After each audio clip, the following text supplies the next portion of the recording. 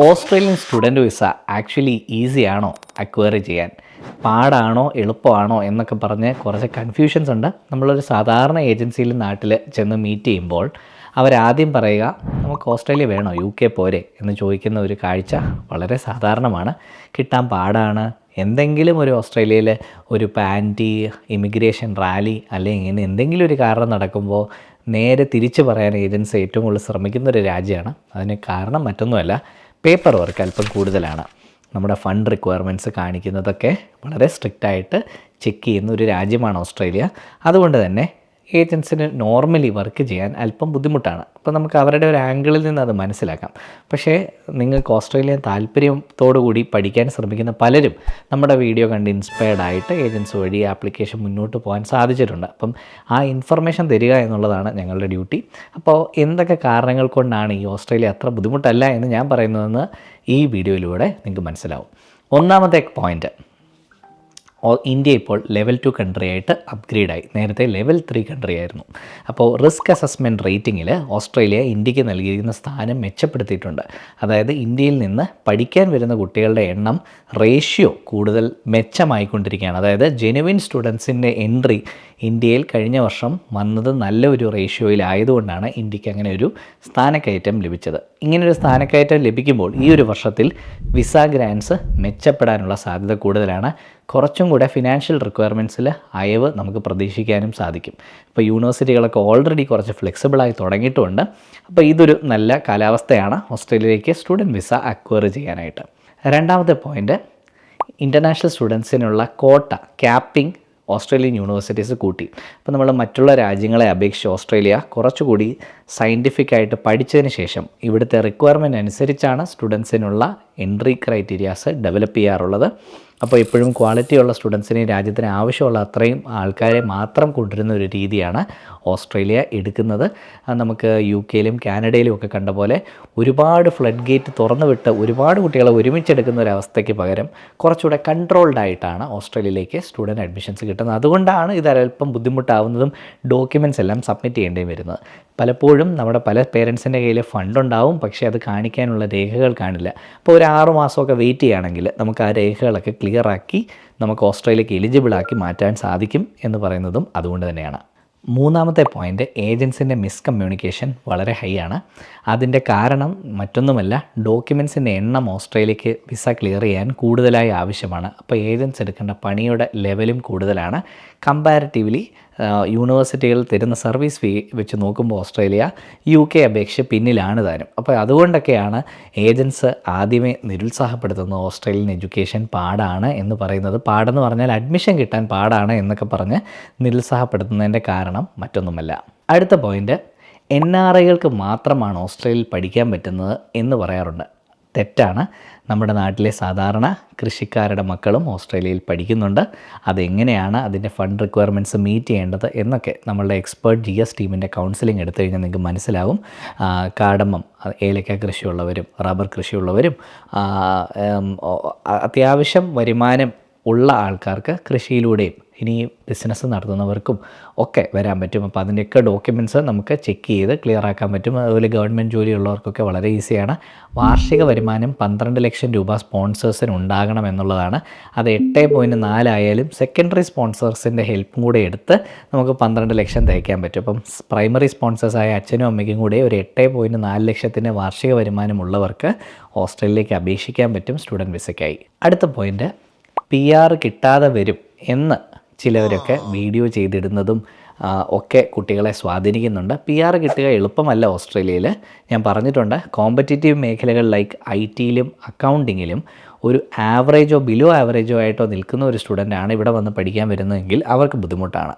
നമ്മൾ നല്ല യൂണിവേഴ്സിറ്റികളിൽ നന്നായി പഠിക്കുന്ന കുട്ടികൾക്ക് PR-ലേക്ക് ലാൻഡ് ചെയ്യുന്നുണ്ട്. ആ കാര്യത്തിൽ യാതൊരു തർക്കവുമില്ല. അപ്പോൾ പലപ്പോഴും ഈ വീഡിയോ ചെയ്യുന്ന പലരും ഒരു ലൈക്ക് കിട്ടാനോ ഷെയർ കിട്ടാനോ ഒക്കെ പെട്ടെന്ന് ഒരു നെഗറ്റിവിറ്റി സ്പ്രെഡ് ചെയ്യാനും മൈഗ്രേഷൻ മാത്രമായിട്ട് നല്ലത്, സ്റ്റുഡൻറ്റ് വിസ നല്ലതല്ല എന്ന് പറയുന്നതും ഒക്കെ തെറ്റാണ്. അവരാരും സ്റ്റുഡൻറ്റ് വിസ ജേർണി കംപ്ലീറ്റ് ചെയ്യാത്തതുകൊണ്ടാണ്. സ്റ്റുഡൻറ്റ് വിസ ജേർണി എളുപ്പമല്ല. ആ ജേർണിയിലൂടെ പോകുന്ന സമയത്ത് നമുക്കിത് വളരെ ബുദ്ധിമുട്ടായിട്ട് തോന്നും. ഞാൻ തന്നെ പഠിച്ചുകൊണ്ടിരുന്ന സമയത്ത് എന്നോട് ചോദിച്ചവരെ ഞാൻ നിരുത്സാഹപ്പെടുത്തിയിട്ടുണ്ട്. കാരണം നമ്മുടെ അന്നത്തെ ചിന്തയിൽ അത് റിയാലിറ്റി നമുക്ക് മനസ്സിലാവുന്ന ഇതെന്തൊരു കഷ്ടപ്പാടാണ് എന്ന് ചിന്തിച്ചിട്ടുണ്ട്. പക്ഷേ പഠിച്ചു കഴിഞ്ഞ് ഞാൻ ജോലിക്ക് കയറിയപ്പോൾ തൊട്ട് എനിക്ക് എൻ്റെ ചിന്ത മാറി, എൻ്റെ ഡയമെൻഷൻ മാറി. എപ്പോഴാണ് ഞാൻ കാര്യങ്ങൾ കൂടുതൽ നന്നായി മനസ്സിലാക്കുന്നത്, ഇപ്പോൾ ജോലിയൊക്കെ ലഭിച്ചപ്പോൾ. അപ്പോൾ അത് ഒബ്വിയസാണ്. ജോലി കിട്ടാത്തവരും PR കിട്ടാത്തവരും ഓസ്ട്രേലിയയെ പറ്റി നെഗറ്റീവായിട്ട് പറയും. പക്ഷേ കിട്ടിയവരെ വളരെ സന്തോഷത്തോടെ വീണ്ടും അടുത്ത ആൾക്കാരെ ഇൻവൈറ്റ് ചെയ്യുകയും ചെയ്യും. ഇപ്പോൾ നമ്മുടെ കസിൻസ് ആയിക്കോട്ടെ, ഫാമിലി ആയിക്കോട്ടെ ഒക്കെ ഒത്തിരി പേര് ഇപ്പോൾ ഓസ്ട്രേലിയയിൽ പഠിക്കുന്നുണ്ട്. നമ്മൾ വന്ന് ഞാനൊരു എക്സ്ട്രാ ഓർഡിനറി സ്റ്റുഡൻ്റ് അല്ലായിരുന്നു, ഞാനൊരു ആവറേജ് സ്റ്റുഡൻ്റ് ആയിരുന്നു. ഞാൻ ഒരു മീഡിയം ടയർ യൂണിവേഴ്സിറ്റിയിലാണ് പഠിച്ചത്, ഡീക്കൻ യൂണിവേഴ്സിറ്റിയിൽ. പക്ഷേ അധ്വാനിച്ചു പഠിച്ചു, ഏറ്റവും നന്നായി പഠിക്കാൻ ശ്രമിച്ചു, നമ്മുടെ സമയം നന്നായി വിനിയോഗിക്കാൻ ശ്രമിച്ചു. അപ്പോൾ ഉഴപ്പൊന്നും കൂടാതെ പഠിക്കുന്നവരൊക്കെ നന്നായി രക്ഷപ്പെടുന്നുണ്ട്. നാട്ടിൽ നന്നായി പഠിച്ചുകൊണ്ട് വന്ന കുട്ടികൾ ചിലവർ ഇവിടെ വന്ന് ഉഴപ്പിപ്പോയ കഥകളും നമ്മൾ കാണാറുണ്ട്. അപ്പോൾ വളരെ ഉത്തരവാദിത്തത്തോടു കൂടി, ഇതൊരു വലിയ റിസ്ക്കാണ് അല്ലേ, നമ്മളൊരു വലിയ എമൗണ്ട് ഇൻവെസ്റ്റ് ചെയ്ത് പഠിക്കാൻ വരുന്നതാണ്. അത് ഇവിടെ മാത്രമല്ല എവിടെയാണെങ്കിലും അത് മനസ്സിലാക്കി ആ റെസ്പോൺസിബിലിറ്റിയോടെ കൂടി സമയം സ്പെൻഡ് ചെയ്യാനും, നിങ്ങൾ ആ റിസ്ക് നിങ്ങൾ തന്നെയാണ് എടുക്കുന്നത്. നിങ്ങൾ പഠിക്കാനുള്ള കാലിബർ കാണിക്കുകയാണെങ്കിൽ ഇന്ത്യയിൽ കിട്ടുന്നതിനേക്കാൾ കൂടുതൽ അവസരങ്ങൾ ഓസ്ട്രേലിയയിലുണ്ട്. ആ കാര്യത്തിൽ യാതൊരു തർക്കവുമില്ല. അപ്പോൾ പഠിക്കാൻ ശരിക്കും താല്പര്യമുള്ള ആൾക്കാർ ഓസ്ട്രേലിയ വന്ന് പഠിച്ചു കഴിഞ്ഞാൽ ബുദ്ധിമുട്ടില്ല. നാട്ടിൽ നിന്ന് രക്ഷപ്പെടാൻ വേണ്ടി മാത്രം ഒരു ലോണും എടുത്ത് ഓസ്ട്രേലിയക്കോ മറ്റേത് വിദേശ രാജ്യങ്ങളിലോ പോകുന്നവർക്കായിരിക്കും ബുദ്ധിമുട്ട്. അല്ലാതെ നല്ല യൂണിവേഴ്സിറ്റിയിൽ പഠിക്കണമെന്ന് ആഗ്രഹിക്കുന്നവർ എന്തായാലും ഫീസ് കൊടുക്കേണ്ടി വരും.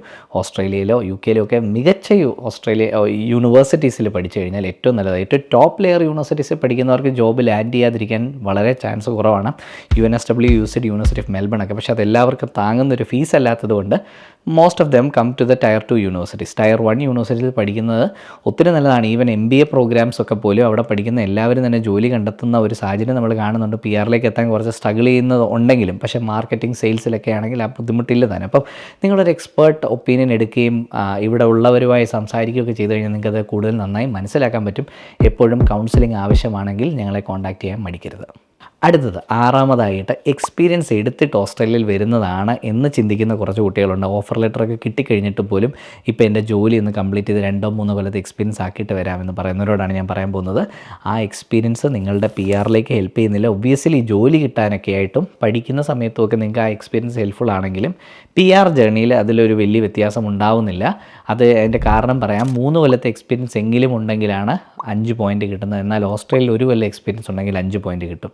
പിന്നെ ഈ 3 കൊല്ലത്തെ എക്സ്പീരിയൻസ് തികയുന്നത് പല ഒക്യുപ്പേഷൻസിൽ 5 കൊല്ലം ഉണ്ടെങ്കിലേ 3 വർഷത്തിന് പോയിൻ്റ് കൊടുക്കുന്നുള്ളൂ. കാരണം നമ്മുടെ എഡ്യൂക്കേഷൻ അപ്രോപ്രിയേറ്റ് അല്ല എന്ന് പറഞ്ഞ് നമ്മൾ ജോലിക്ക് ചെല്ലുമ്പോഴാണ് ജോലിക്ക് ആവശ്യമായ പല കാര്യങ്ങളും പഠിക്കുന്ന. ആദ്യത്തെ 2 കൊല്ലം എഡ്യൂക്കേഷൻ്റെ ഭാഗമായി കണക്കാക്കി ടോട്ടൽ എക്സ്പീരിയൻസ് പോയിൻറ്റ്സിൽ നിന്ന് ആ നമ്പർ ഓഫ് ഇയേഴ്സ് കുറയ്ക്കുന്ന കാണാറുണ്ട്. അതായത് 3 കൊല്ലമുള്ള ആൾക്ക് എക്സ്പീരിയൻസിന് പോയിൻറ്റ്സ് കിട്ടുന്നില്ല, 5 കൊല്ലമുള്ള ആൾക്കാണ് 3 കൊല്ലത്തിന് പോയിൻ്റ് കിട്ടുന്നത് എന്നുള്ള ഒരു സവിശേഷത കൂടിയുണ്ട്. അപ്പം വളരെ നന്നായി ആലോചിക്കുക. ഇന്ത്യയിലെ എക്സ്പീരിയൻസ് എടുക്കാൻ നിൽക്കുന്നതിന് മുന്നേ ഓസ്ട്രേലിയയിൽ വന്ന് എത്ര നേരത്തെ പഠിച്ച ആ സ്റ്റേ ബാക്ക് പീരീഡിൽ വർക്ക് ചെയ്ത് പെട്ടെന്ന് നിങ്ങളുടെ PR ജേർണി എടുക്കുന്നതായിരിക്കും നല്ലത്. അല്ലെങ്കിൽ കുറച്ചുകൂടി എല്ലാം താമസമായിരിക്കും.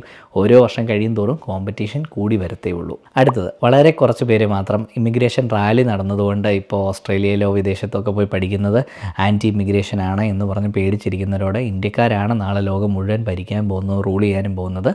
അപ്പോൾ നമുക്കങ്ങനെ പേടിക്കേണ്ട ആവശ്യമില്ല. എല്ലാ രാജ്യത്തും നമ്മൾ ആവശ്യത്തിലധികം റെപ്രസെൻറ്റേഷൻ ഉണ്ട്. നമ്മൾ മെജോറിറ്റി ആയിക്കൊണ്ടിരിക്കുന്ന ഒരു കാലഘട്ടത്തിലാണ്. കിട്ടുന്ന ഓപ്പർച്യൂണിറ്റി വെറുതെ കളയേണ്ട ആവശ്യമില്ല. നിങ്ങൾക്ക് നാട്ടിൽ നിൽക്കാൻ ഇഷ്ടമാണെങ്കിൽ അങ്ങനെ നിൽക്കുന്നത് നല്ലത് തന്നെയാണ്.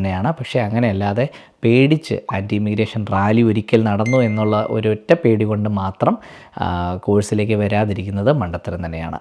അടുത്ത പോയിൻ്റ്, അണ്ടർ 18 സ്റ്റുഡൻസിന് പഠിക്കാൻ പറ്റിയ രാജ്യമല്ല ഓസ്ട്രേലിയൻ എന്ന് പറയുന്ന ആൾക്കാരുണ്ട്. 18 വയസ്സ് തികഞ്ഞാലേ ഓസ്ട്രേലിയക്ക് സ്റ്റുഡൻറ്റ് വിസയ്ക്ക് അപ്ലൈ ചെയ്യാൻ പറ്റുള്ളൂ. അത് തെറ്റാണ്. അതറിയാൻ മേലാത്തതുകൊണ്ടാണ്. നമുക്ക് 18 വയസ്സിന് താഴെയും സ്റ്റുഡൻറ്റ് വിസയ്ക്ക് അപ്ലൈ ചെയ്യാം. അങ്ങനെ 18 വയസ്സ് തികയുന്നതിന് മുന്നേ തന്നെ ഓസ്ട്രേലിയയിൽ വന്ന് പഠിക്കുന്ന കുട്ടികളുണ്ട്. നമ്മുടെ ഹൊലാവേൾഡിലൂടെ തന്നെ വന്ന കുട്ടികളുമുണ്ട്.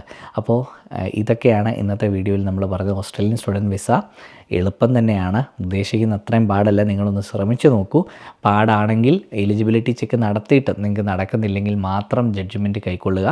ഏതെങ്കിലും ഒരു ഏജൻസി പറയുന്നത് കേട്ടോ, ആരെങ്കിലും പറയുന്നത് കേട്ടോ തീരുമാനമെടുക്കാതെ ക്വാളിഫൈഡ് ആയിട്ടുള്ള ആൾക്കാരോട് ചോദിച്ച് മനസ്സിലാക്കിയതിന് ശേഷം തീരുമാനങ്ങൾ എടുക്കുമെന്ന് പ്രതീക്ഷിക്കുന്നു.